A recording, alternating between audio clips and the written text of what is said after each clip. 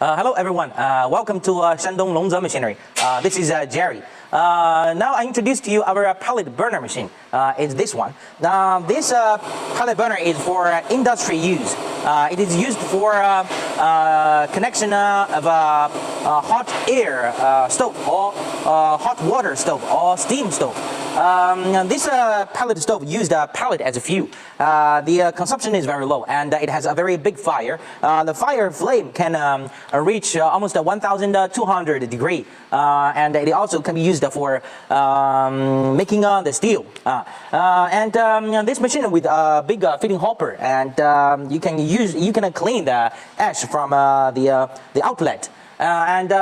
This pellet burner with a heating value 1.8 million kilocalories.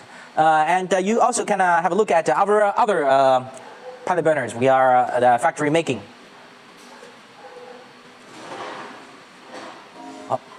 Okay, thanks for watching this video. If you were interested, please inquire us.